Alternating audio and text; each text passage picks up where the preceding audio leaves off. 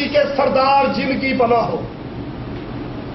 جن حقیقت میں انسانوں سے ڈرا کرتے تھے، لیکن جب انسانوں نے خود چمن پورا کیا، کھڑے ہوئے تھے، جن سردار میں رات یہاں بسر کرنا چاہتا ہوں، خیر ہوئے تیرے شتومڑے مجھے نہ چھیڑے۔ ان کا اسیڑوں کو ڈرتے سارے سارے کو ڈرتے تھا۔ قرآن بیان کرتا ہے وَأَنَّهُ كَانَ رِجَالٌ مِّنَ الْإِنسِ يَعُوذُونَ بِرِجَالٍ مِّنَ الْجِنِّ فَزَادُوهُمْ رَهَقًا۔ انسان جب کسی جگہ پہ اترتے، جنگل میں پڑاؤ ڈالتے، تو انسانوں میں سے کوئی کہتا اس بستی کے سردار جن کی پناہ میں آتا ہوں۔ جنات یہاں سے تکبر کرنے لگے اور انہوں نے غرور اختیار کیا۔ رسول اللہ صلی اللہ علیہ وسلم نے انسانوں کو سمجھایا، جب تم کسی بستی میں جنگل میں پڑاؤ ڈالو تو وہاں پڑاؤ ڈالنے کے بعد حضرت خولا روایت فرماتی ہیں، سمعت رسول اللہ صلی اللہ علیہ وسلم يقول من نزل منزلا فقال اعوذ بكلمات الله التامات من شر ما خلق لم يضره شيء حتى يرتحل من منزله، رواہ مسلم۔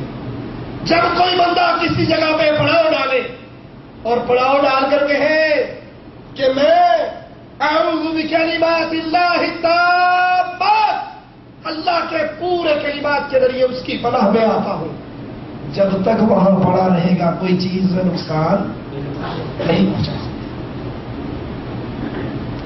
جب تک وہاں پہ رہے گا ہر طرح کے نقصان سے بچے گا۔ کیوں؟